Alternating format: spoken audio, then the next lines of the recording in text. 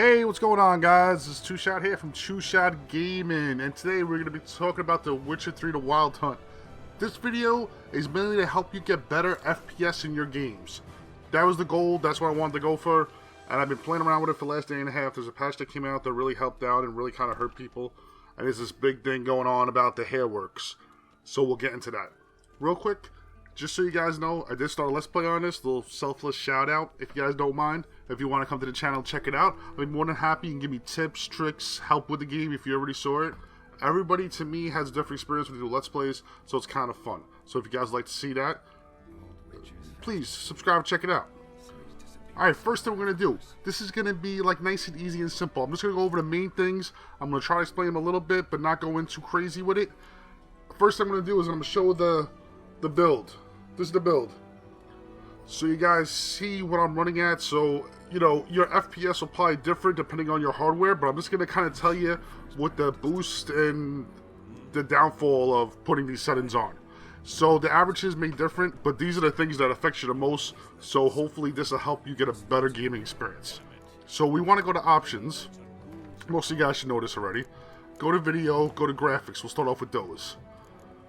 VSync I leave off because I'm going for maximum frames. If you guys want to leave VSync on, it'd probably help a little bit. But I want to go for maximum frames. Of course, unlimited frames.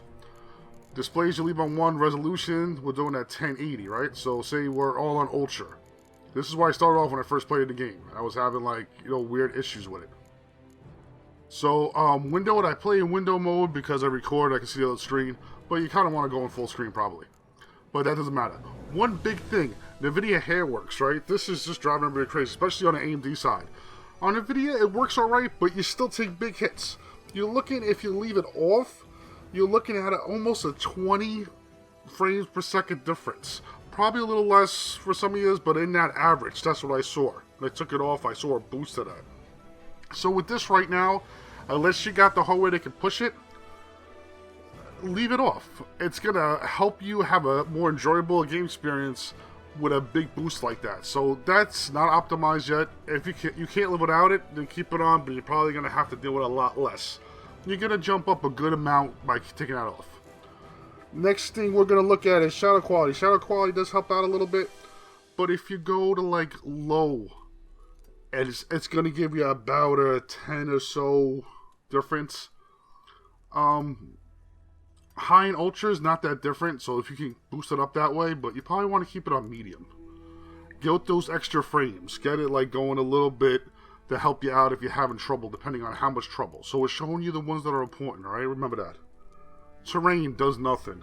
Water quality, I really didn't see too much difference in it, but the look of it is probably definitely going to help out. The grass density. This was interesting. I thought this was going to have a huge effect. But from low to ultra, only about a frame, maybe 2 frames, some like on averages. These are all averages. Just a couple of frames, 1 or 2 frames most of the time when I'm playing during a game and doing the testing. This is all like a test. I'm not. Of course, there's a low and a high, but I just went with the averages so you kind of know what you're going to get out of it. So remember that part is very, very important. Just in case you guys, I didn't explain that right. The next bit, the text quality. You know, if you can have it, if you can play with it on high, might as well play it on ultra. If you're down here, medium and low, the textures aren't going to be good, but you see what the hit is with that. I didn't see too much difference, and I gotta play it at least on high. But if you're on high, there's no difference of being on ultra, so might as well just keep it on ultra because you don't see any more of a hit. The foliage. This is, I think this is, yes, this was. I got everything written down, so give me a second. This is another big one. This one you're looking at about a 22, 23 from ultra to low. Medium and high, you're only looking at about 4 difference. But what you kind of want to be is medium or high. I would go for. I'll probably go for high, because from high to ultra, you see a huge difference. So on high, you'll get a good experience still. You'll get that extra foliage, and that's, you know, that'll be nice and it'll work out for you. Like the visible range, like how far away it is, how far they pop in. So if you can do it on high, that'll be pretty good. Detail lights, I didn't see too much difference in that, so I didn't record the difference in that. I'm just basically going through the big ones. So let's do post-processing. Sharpness. And these are the ones that I thought, like, you know, might have some kind of effect on it, and then do nothing. Sharpness does nothing, pretty much. You know, 1 or 2 frames maybe at the most. So leave it on high. Ambient Occlusion. This one's pretty interesting. SSAO is probably the best one you would want to keep that on. I thought that was important to show you. You see a little bit of a hit still. You're talking about with it off. From off to high, you're getting about 9, almost 10 frames. About, depending on your hardware, remember that. You're getting about that, so if you can leave it off, see how it feels with the ASAO. With that on, you're still going to get pretty good frames, and you only lose like 4 or 5 frames a second. I did a lot of work on this, so I hope this like helps a lot of people.